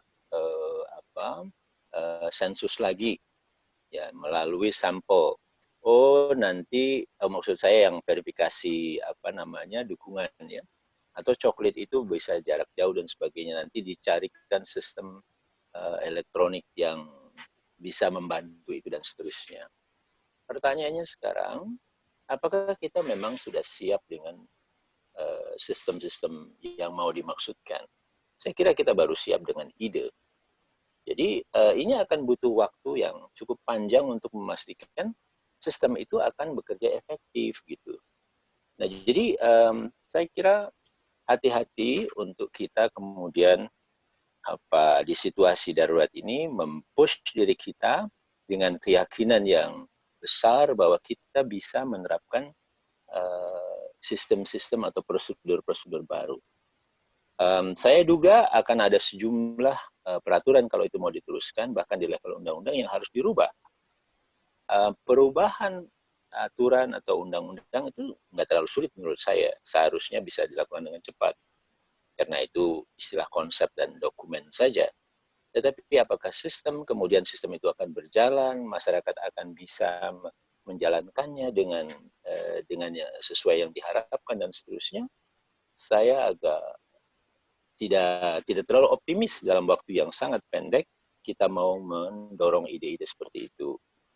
Nah, jadi baiknya dalam rangka untuk kita memastikan pilkada kita tetap bisa berjalan dengan baik, punya kualitas yang baik, tidak perlulah kita memaksakan diri. Toh, menurut saya, kalau ini tidak kita laksanakan sekarang pun, kita harus tunda, katakanlah sampai waktu yang cukup, 1 tahun kemudian misalnya, tidak merusak kualitas demokrasi kita. Karena yang lebih penting adalah bagaimana keselamatan, kesehatan kita semua itu lebih terjamin. Saya kira itu pandangan saya, Mas Agus. Terima kasih. Ya, terima kasih Mas Hadar. Jadi setidaknya Mas Hadar memberikan 2 atau 3 constraint saja. Itu rentetan kompleksitasnya luar biasa. Itu memang kan ada problem ini seolah-olah antara keputusan politik dengan ya taruhlah teknis penyelenggaraan yang sebenarnya punya kompleksitas yang cukup luar biasa, kelihatannya tidak terlalu comply dalam proses-proses pengambilan keputusan politik. Nah, terima kasih Mas Hadar sudah berbagi dengan kita, meskipun situasi COVID ini mungkin tidak sepadan dengan yang dulu pernah dialami, tapi yang saya bisa pahami, bagaimanapun juga sebagai dalam konteks pengambilan keputusan, mungkin Pak Hadar juga di era itu mengalaminya, selamanya normal kalau berada dalam situasi yang bisa dikatakan krisis gitu, krisis bahkan. Saya kira terima kasih sumbang sarannya Pak Hadar, itu menjadi catatan yang paling penting ya, terkait dengan timing, kemudian kepastian itu sendiri, termasuk sebenarnya kalaupun opsi-opsi itu harus dibuka, apakah dengan serta-merta langsung kita exercise sekarang dalam mengejar 9 Desember, atau sebenarnya mungkin pasca itu kita bisa, jadi mungkin exercise-nya ide-idenya, opsi-opsinya itu kita bisa diskusikan dengan baik, tetapi tidak harus dalam konteks dipaksakan masuk sekarang. Itu yang saya kira saya bisa catat dari tambahan perspektif dari yang disampaikan Pak Hadar kemarin. Saya coba sapa Mas Arief Susanto. Oh iya. Halo. Ya, Mas Arief Susanto. Mas Arief, saya tidak tahu apakah Anda mengikuti diskusi ini sejak awal atau di tengah jalan, tapi setidaknya gini ya, ini kan ada problem gitu dalam konteks demokrasi kita. Kita berkomitmen menjadi negara demokratis, kita berkomitmen untuk membangun posisi-posisi akuntabilitas dalam konteks kenegaraan. Tapi kelihatan kan sebenarnya dalam proses misalnya untuk ketika posisi demokrasi kita, tata kelola kenegaraan kita kemudian diinterupsi saja, ada model krisis kayak COVID, kemudian kita seolah-olah kegelagapan gitu. Nah, pertanyaannya, apakah memang karena sedemikian dasarnya COVID sehingga membuat banyak pihak, terutama otoritas menjadi gagap, atau sebenarnya ini sesuatu yang memang tidak diantisipasi, atau memang itu dianggap tidak sambil lalu gitu. Nah, karena gini, saya ingat sekitar tahun, saya lupa, yang mungkin ada teman-teman yang bisa konfirmasikan ya, itu yang Konferensi Nasional Hukum Tata Negara yang terakhir di Jakarta, tapi sebelumnya di Padang, Bukit Tinggi. Tapi bukan di kota di Bukit Tinggi. Nah, di Bukit Tinggi itu sebenarnya sudah ada beberapa diskusi secara informal yang kemudian ini kelihatannya tata kelola negara kita akan diuji oleh beberapa kali model-model bencana. Memang tidak spesifik COVID, tapi sudah mulai itu. Bagaimana kemudian tata kelola pemilu kalau kemudian diinfiltrasikan, ada situasi yang sifatnya masif, dampaknya cukup luas gitu ya dalam konteks bencana. Jadi kayak mengelola negara in the time of crisis gitu. Nah, itu sudah mulai muncul, tapi kemudian seolah-olah itu diabaikan. Sebenarnya apa yang keliru di di kita dalam memitigasi potensi-potensi itu muncul? Bisa berbagi. Oke. Terima kasih. Silakan, Mas Arif. Ya. Terima kasih, Mas Agus dan teman-teman semua. Pertama, kita bicara soal kedaruratan dulu ya. Baru nanti saya akan masuk ke pertanyaan pokok mengenai kapan pilkada serentak itu sebaiknya diselenggarakan ya. Kalau kita melihat konsep kedaruratan itu biasanya kedaruratan itu dikaitkan dengan tertib sosial. Jadi konsep-konsep politik itu menunjukkan bahwa manakala tertib sosial terganggu, lalu negara sumber dayanya lemah, maka di situ kemudian kondisi kedaruratan adalah sebuah pilihan gitu ya. Tapi kali ini berbeda ya, kedaruratannya bukan karena darurat bencana dalam arti bencana alam, bukan. Darurat dalam arti ada ancaman politik juga tidak. Ya. Darurat dalam arti fungsi-fungsi administratif pemerintahan tidak berjalan juga bukan gitu ya. Ini sesuatu yang saya pikir kalau ditanya ke orang sedunia tidak ada satupun yang bisa memberi jawaban pasti karena ini adalah pertama kali bagi semuanya. China yang mungkin punya pengalaman lebih awal pun bagi mereka ini juga pertama kalinya gitu kan. Sehingga sulit untuk mencari bandingan. Makanya tadi saya setuju kalau pengalaman Pak Hadar di masa lalu dirujuk ya masih harus ada catatan-catatan lain kan gitu. Dalam situasi semacam ini juga terlihat ya bahwa pilihan pemerintah kita hari ini adalah pilihan komando ya, pilihan komando, menyerahkan problem ini kepada BNPB yang juga dikepalai oleh seorang komandan militer. Ya. Saya pikir itu menunjukkan, saya ingin mengatakan beberapa poin. Pertama begini, terlihat bahwa dalam pemerintahan ini leadership Jokowi tidak cukup mampu memberi jawaban ya. Terutama karena secara politik memang Jokowi boleh dibilang terasing dalam pemerintahannya sendiri. Ya. Kita misalnya belakangan kita mendapati ada satu kritik yang sangat keras mengenai Luhut lagi gitu ya. Itu kan menunjukkan bahwa di satu sisi Presiden punya ketergantungan terhadap satu figur seorang Luhut, tapi di sisi lain itu juga menunjukkan ketidakpercayaan serius terhadap sekutu-sekutu politik lain. Jadi sulit menyebut mereka sebagai sekutu kalau pada saat yang sama sebenarnya mereka sedang menyembunyikan gergaji untuk suatu kali merontokkan kursinya presiden gitu kan. Itu satu hal. Nah, hal lain kita bicara soal putusan Desember 2020 itu. Saya pikir kalau pertanyaannya kapan pilkada serentak itu harus diselenggarakan, jawabannya itu bukan tanggal ya.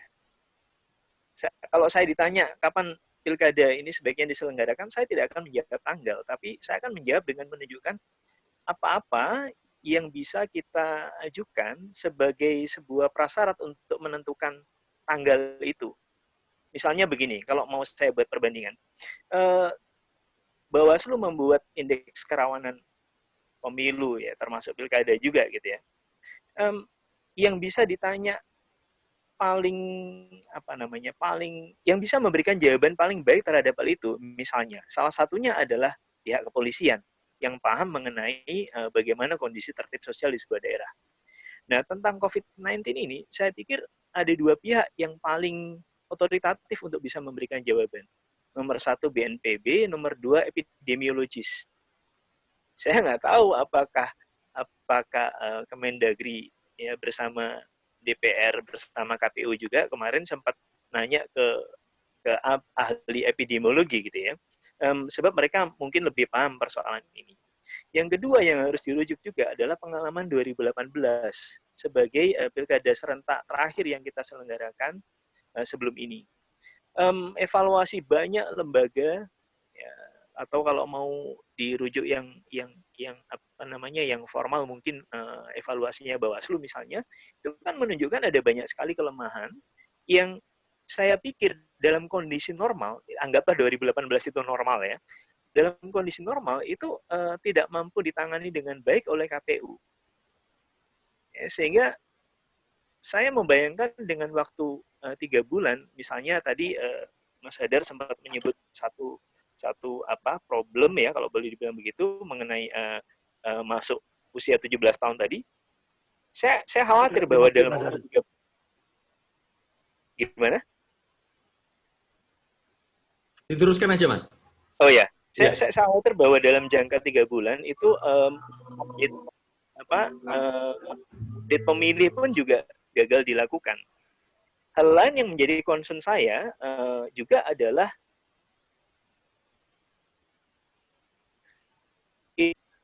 compang-campingnya KPU pusat hari ini. Ya, ada dua anggota yang diberhentikan, ya sudah masuk nama baru memang gitu, tapi jelas mereka membutuhkan waktu untuk melakukan koordinasi, meskipun pada akhirnya ini juga mengandaikan kesiapan KPU daerah gitu ya. Tapi melihat compang-campingnya koordinasi di level pusat, itu juga saya meragukan bahwa dalam jangka 3 bulan KPU bisa dengan segera menyiapkan instrumen-instrumen yang dibutuhkan, meskipun in the meantime ya, dalam waktu sementara ini ketika sekarang kan prosesnya ditunda ya, tapi bukan tidak mungkin bahwa persiapan lain masih tetap bisa dilakukan gitu ya. Cuma saya balik lagi ke tadi ya, mengandaikan bahwa segalanya bisa selesai dalam 3 bulan, itu kok rasanya pertimbangannya jauh lebih kepada pertimbangan kesiapan teknis administratifnya KPU dibandingkan kepastian bahwa pada Desember nanti kita bisa mengatakan bahwa COVID-19 ini sudah completely bersih gitu ya. Itu sih, Mas Agus. Mas Arief, ya Mas Arief, terima kasih atas berbagi perspektifnya. Sebenarnya yang menarik tadi, kalau ditanya kemudian kapan yang paling pantas dilakukan pelaksanaan pilkada, maka jawabannya adalah ketika syarat A, B, C, D, E sekian itu terpenuhi. Dan yang menarik sebenarnya satu hal lagi terkait dengan situasi yang kita hadapi ini juga akan punya peran, dipengaruhi juga oleh bagaimana kemudian sisi governabilitas, decisiveness-nya pemerintah. Tapi saya kira itu topik berikutnya, topik yang akan SPD lakukan diskusinya dan literasi politik yang ada. Terima kasih Mas Arief. Saya kira kita sudah mendapatkan banyak perspektif tambahan dari beberapa orang yang sangat kompeten untuk harus didengarkan di periode yang sekarang, di situasi yang sekarang. Nah, terakhir untuk mungkin bagian-bagian sebelum menutup diskusi kita ya, saya ingin undang Mas Purnomo, sampean bersedia untuk berbagi sesuatu, terutama Anda ini kan karena di daerah ya, biasanya kan banyak waktu untuk mencermati apa kelakuan di pusat. Itu hebatnya di daerah kan, Anda berjarak gitu kan. Tapi melihat ini ada yang aneh, ada yang ganjil, ada yang kelihatannya perspektifnya itu kemudian masih kosong gitu. Nah itu ya saya perhatikan kontribusi Anda biasanya banyak di sana karena posisi Anda yang di daerah. Di situ Mas Purnomo. Monggo, ya. Mas. Siap, terima kasih Mas Agus dan teman-teman peserta diskusi. Kalau kami yang ada di daerah, izinkan saya untuk menginformasikan khususnya terkait dengan kondisi di Jawa Timur. Saat ini memang kami di Jawa Timur sedang menyelenggarakan pemilihan kepala daerah untuk 19 kabupaten kota. Dan memang saya ingin kembali menegaskan apa yang dipaparkan oleh pimpinan kami, Pak Fritz tadi, bahwa salah satu constraint-nya memang terkait dengan anggaran. Kalau saya tangkap tadi memang ada beberapa kekhawatiran, tapi kalau untuk diselenggarakan di tahun 2020 ini, Maka sebagaimana dipaparkan di chat juga, posisi dana sekarang ini memang masih ada di teman-teman KPU Kabupaten Kota dan Bawaslu Kabupaten Kota. Sehingga memang itu kok bisa begitu, Mas? Karena kan memang belum ada perintah mengembalikan. Jadi proses yang ada, perintah yang ada sekarang adalah freeze off, cut off pengeluaran. Sehingga maaf, sampai dengan Maret 2019-2020 kemarin, teman-teman penyelenggara baik KPU ataupun Bawaslu, nanti mungkin Mas Rozak ada KPU Jawa Timur di sini yang bisa mengkonfirmasi bahwa tidak ada pengeluaran terkait dengan pemilihan kepala daerah yang boleh dilakukan oleh teman-teman KPU dan Bawaslu. Dana itu masih ada di teman-teman KPU Kabupaten Kota dan Bawaslu Kabupaten Kota dan belum dikembalikan ke daerah, sehingga memang masih agak relatif realistis untuk diselenggarakan di tahun 2020 secara kacamata anggaran. Namun demikian, Mas Agus dan teman-teman sekalian, kalau saya sebenarnya pasca putusan kesepakatan dari RDP kemarin, kemudian saya bikin semacam, saya tidak paham kelihatan apa enggak, skema. Di sini itu kalau disandingkan dengan tahapan-tahapan yang dibuat oleh KPU pasca RDP, maka yang kotak-kotak itu adalah titik rawan dari penyelenggaraan pilkada kita. Dan kalau bisa dilihat, ini sudah mulai bulan Juni sudah mulai rawan, sehingga saya kalau dilihat dari proses verifikasi faktual, coklit, kampanye sampai dengan pemungutan suara itu, saya khawatir malah pemilihan kepala daerah justru memberikan sumbangsih terhadap tidak selesainya epidemi COVID kita. Kalaupun itu diprediksi berakhir di bulan Mei 2020, itu menjadi bagian dari kekhawatiran. Tapi di sisi yang lain, memang kalau diselenggarakan tahun 2021, sebagaimana dipaparkan oleh pimpinan kami tadi, bahwa belum ada kepastian anggaran terkait dengan penyelenggaraan. Jangankan 2021 yang tahun sebelumnya atau tahun ini itu anggaran banyak difokuskan untuk COVID. Pada saat penyelenggaraan 2020 kemarin, NPHD di beberapa daerah saja masih bermasalah. Sehingga memang kami yang ada di daerah saat ini tidak pada posisi default 9 Desember. Kami masih menunggu apapun keputusan dari pimpinan kami di pusat, terutama kalau kami di Bawaslu, pimpinan di Bawaslu RI, kemudian teman-teman di KPU RI sampai dengan keluarnya Perpu. Tapi kami juga mengkondisikan bila mana hal itu memang akan tetap dilaksanakan. Itu sih Mas Agus beberapa informasi terkait dengan penyelenggaraan di daerah yang bisa kami informasikan kepada peserta diskusi kali ini. Terima kasih. Ya, terima kasih Mas Purnomo. Tadi juga disebut sebenarnya konfirmasinya ke Mas Rozak gitu ya. Ya, Mas Rozak masih bergabung dengan kita? Insya Allah masih. Insya Allah masih. Saya harus cek dulu untuk mic-nya. Rozak ya. Ya, sambil ini teman-teman kita punya waktu sekitar sebentar, Mas Rozak. Halo, selamat sore Mas Rozak. Sebelum Anda mulai, sebelum Anda mulai, saya ingin nanti kalau teman-teman, karena ini urusannya juga di sisi waktu, mungkin kalau misalnya ada pertanyaan segala macam bisa dimasukkan ke chat itu, disampaikan di chat mungkin, atau ada catatan-catatan tertentu, silakan diberikan catatan di chat. Karena mungkin kita tidak akan punya cukup waktu sampai nambah terlalu banyak lagi gitu untuk diskusi yang kali ini, karena sejumlah perspektif sudah coba kita catat gitu. Baik, silakan Mas Rozak.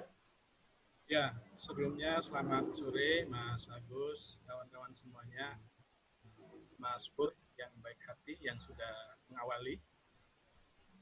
Nah, kalau terkait dengan persoalan anggaran, jadi sebagaimana yang disampaikan oleh Mas Agus Pur ya dari Bawaslu Jawa Timur, pimpinan kami di KPRI sudah mengeluarkan surat edaran 353 itu yang pada prinsipnya menegaskan yang pertama adalah KPU Kabupaten Kota ataupun provinsi yang melaksanakan yang menyelenggarakan pemilihan serentak tahun 2020 itu untuk melakukan stop ya penggunaan anggaran sampai yang kemarin sudah di-stop pada tanggal 31 Maret 2020. Dan aspek kedua yang kemudian tercantum di dalam SE itu menegaskan bahwa pengembalian anggaran itu kepada daerah, Pemkab ya, ataupun Pemkot, itu memang harus menunggu ketentuan lebih lanjut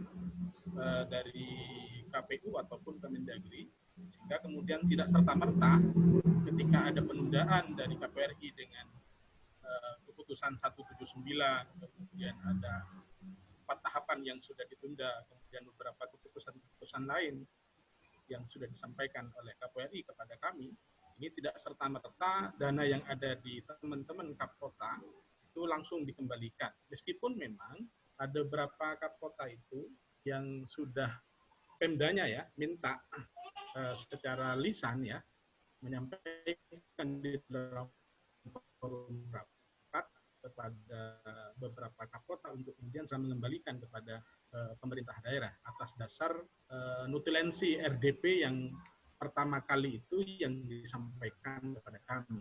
Namun teman-teman karena sudah memilih bekal sesuai dengan ketentuan peraturan sehingga kemudian ada terbitnya surat edaran 353, hanya teman-teman tetap anggaran yang selama ini yang sudah diterima oleh Wan masih standby, masih berada di rekening teman-teman KPU Kapkota, khususnya yang ada di Jawa Timur. Dan saya rasa di provinsi lain, Kapkota lain sama terhadap kondisi anggaran.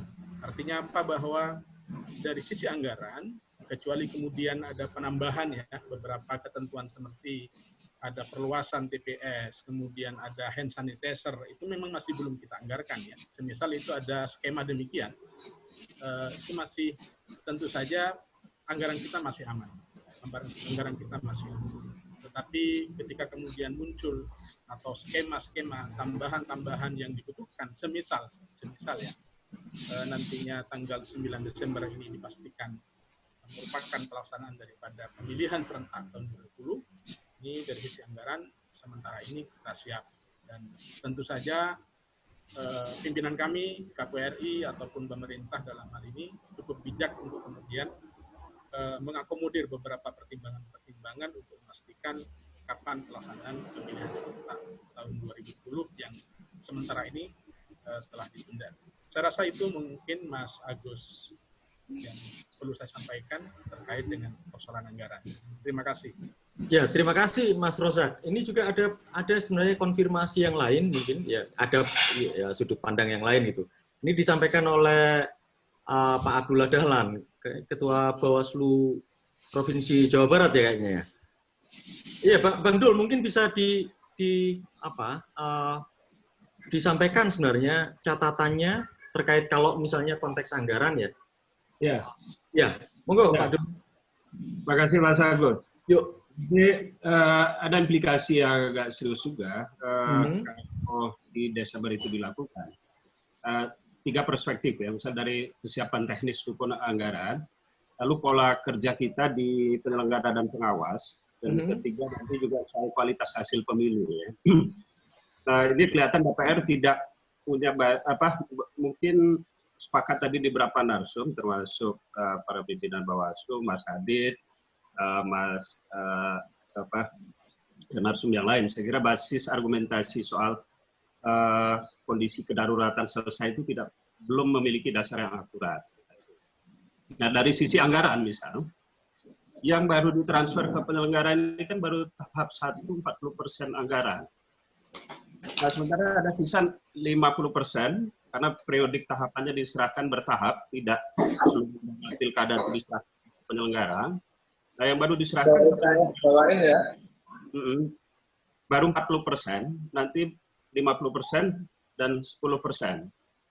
Artinya yang aman di kita penyelenggara ini katakanlah baru di angka 40%. Betul ada komitmen NPHD, Mas Agus. Jadi komitmen nota kesepakatan dana hibah yang akan diberikan oleh Pemda masing-masing daerah ke penyelenggara dan pengawas. Tetapi yang kita khawatirkan kemampuan liquid fiskalnya di tengah potensi penerimaan daerah juga akan terganggu. Nah, Sementara NPHD ini jadi komitmen nilai kesepakatan ya juga harus disesuaikan dengan prediksi income daerah juga. Nah, angka 60% sisa ini kalau kita akan lakukan nanti di periode Desember, ya juga pertanyaan kita apakah kemudian 270 daerah siap dalam dukungan teknis tersebut. Ya. Ini yang juga harus jadi catatan. Tadi betul teman KPU Jatim ada 40% yang kita sudah ditransfer KPU Bawaslu, dan kami juga Bawaslu untuk menahan dulu tidak mengembalikan karena berdasarkan rapat di DPR RDP pertama ini ada hal yang komitmen yang juga dibangun bahwa dana APB dana pilkada yang dana hibah pilkada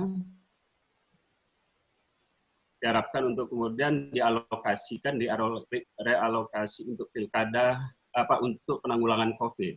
Sementara di RDP kedua berubah lagi kebijakan itu. Nah, ini yang juga menjadi dilema di beberapa daerah, sehingga ada beberapa daerah yang bahkan menyurati KPU Bawaslu.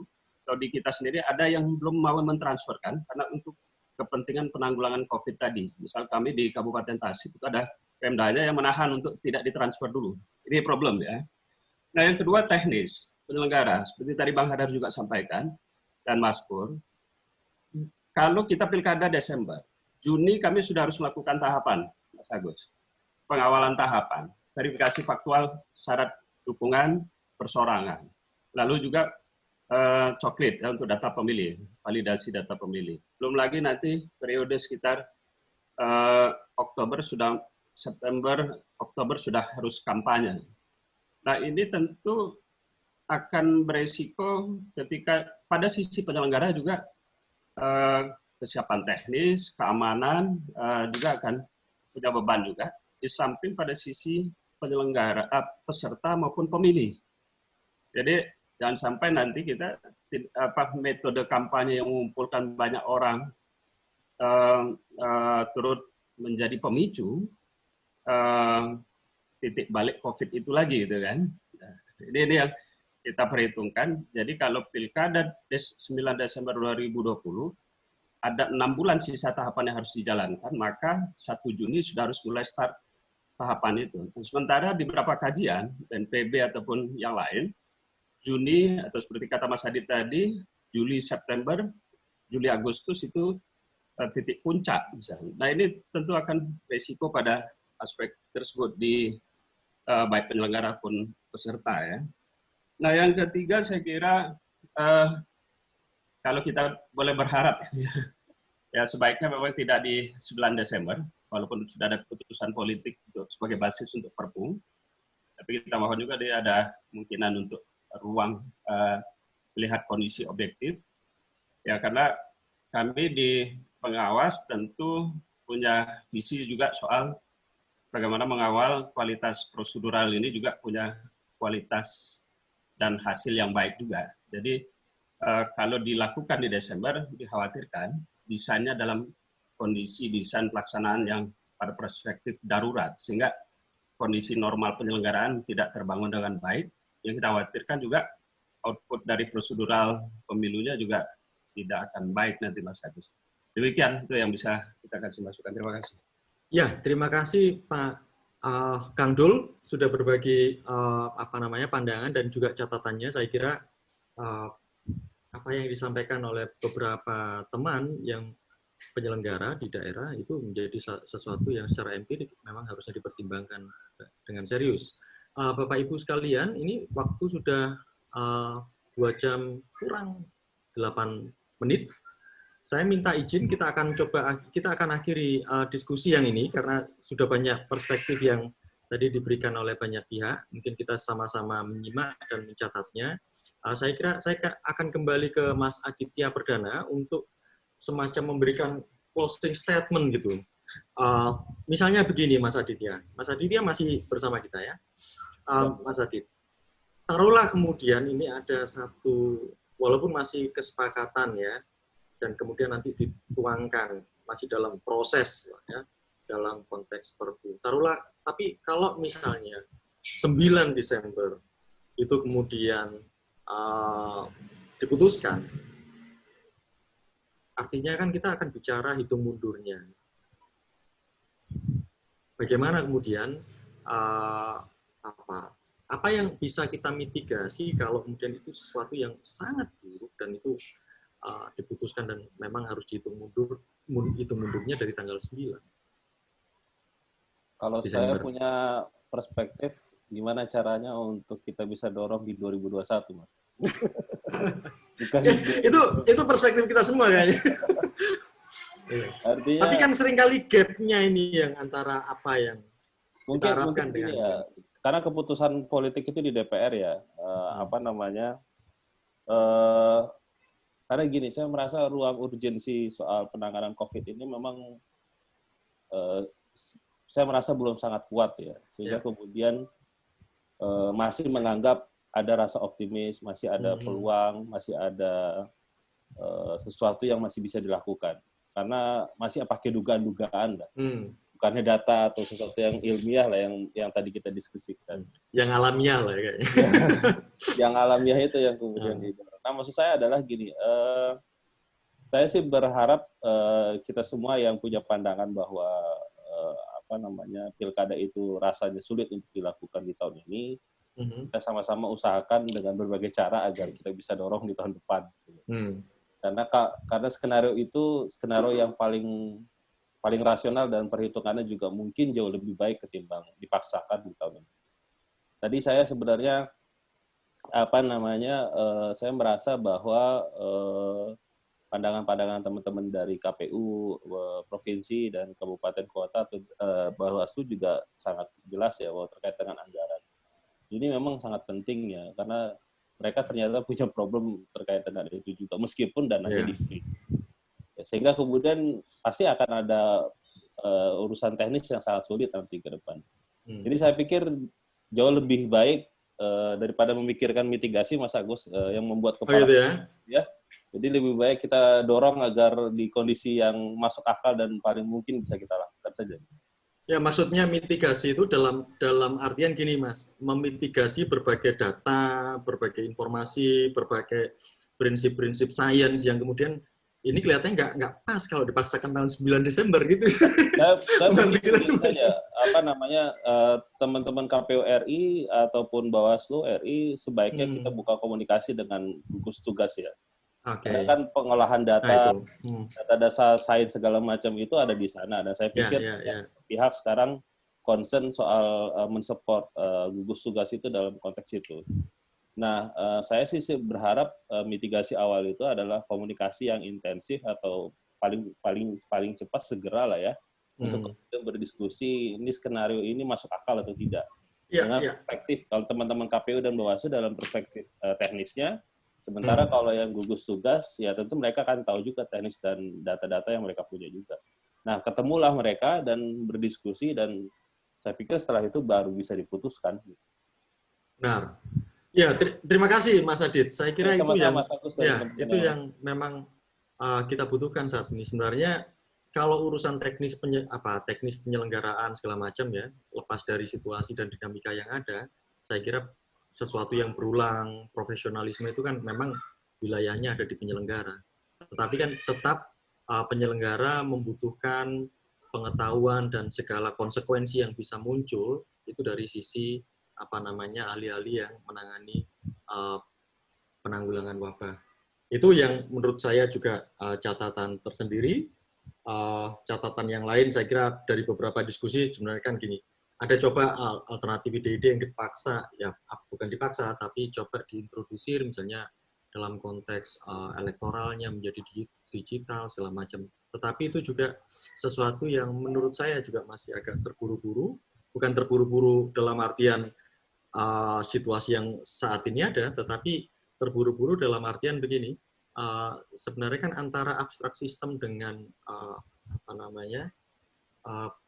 abstrak percaya terhadap abstrak sistem dengan percaya terhadap personal itu kan sesuatu yang juga harus dicarikan titik temunya. Itu kan posisinya di sana sebenarnya. Jadi bukan masalah digitalisasi terhadap sesuatu, tetapi ada premis-premis tertentu yang juga tetap harus dijaga sehingga ketika proses digitalisasi itu berjalan, itu kemudian tidak mengabaikan sebenarnya premis-premis dasar dari bagaimana kemudian prinsip politik berjalan. Karena prinsip politik berjalan biasanya ditandai dengan kehadiran. Kalau kemudian bangun abstrak sistem, percaya terhadap abstrak sistem dalam artian misalnya digitalisasi proses, itu sebenarnya kan percaya terhadap abstrak sistem. Dan itu jadi soal. Jadi sebenarnya kita masih punya banyak PR, tapi setidaknya kita coba urai satu persatu ya. Kalau yang pada siang ini kita masih bicarakan masalah bagaimana kemudian senjang antara proses pengambilan keputusan dengan teknis penyelenggaraan, dan kemudian sedikit menyinggung tadi bagaimana kemudian kalau bingkai demokrasi dimasukkan di sana. Itu masih pada posisi itu. Nanti kita akan coba urai di tema-tema yang lain. Terima kasih atas segala partisipasi yang diberikan, kesediaan untuk ditodong langsung untuk berbagi perspektif kepada beberapa teman. Mungkin teman-teman yang lain masih belum menyumbangkan ide-idenya di sini, tapi percayalah ini akan ada rangkaian diskusi, serial diskusi dengan tema-tema yang berbeda. Kita akan coba misalnya lihat misalnya potensi demokrasi kita yang mungkin mengalami backsliding, dan itu fenomena juga sebenarnya yang bisa dibilang itu fenomena global juga. Tapi kan globalnya masih kena pandemi corona. Jadi padahal demokrasi backsliding itu juga satu fenomena global juga yang potensial juga menimpa Indonesia. Kita juga akan bicara masalah misalnya terkait dengan ketika berada dalam situasi krisis penanganan COVID dan penanggulangan COVID atau corona ini, itu kemudian kan ada pertanyaan bagaimana kemudian governabilitas dan kemudian decisiveness dari otoritas. Nah, termasuk bagaimana kemudian kita membicarakan demokrasi sebagai satu value di tengah situasi yang kedaruratan yang memang ada. Nah, itu pertanyaan-pertanyaan itu mungkin yang akan kita jadikan dalam serial tema-tema diskusi ini, dan saya kira saya juga harus minta maaf posisi situasi yang ada atas ketidaknyamanan yang terjadi. Saya terima kasih atas partisipasi dan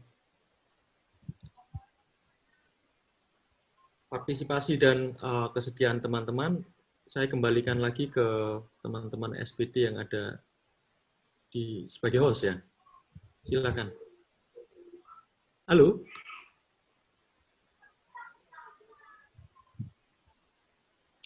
Ya, halo Mas Agus. Halo. Halo. Ya, aku dengerin. Ya, Mas Agus, langsung. Terima kasih Ibu Bapak, terima kasih Mas Agus untuk moderasi pada diskusi hari ini. Saya kira tadi banyak sekali masukan atau masukan, saran terhadap penyelenggaraan pilkada kita di akhir tahun. Sekali lagi, kami juga meminta maaf yang sebesar-besarnya pada Ibu Bapak atas ketidaknyamanan yang terjadi di awal diskusi tadi. Sampai ketemu lagi, Ibu Bapak, dalam kesempatan diskusi berikutnya. Terima kasih banyak. Selamat sore. Assalamualaikum warahmatullahi wabarakatuh. Selamat sore, terima kasih teman-teman SPD. Ya, sama-sama Mas.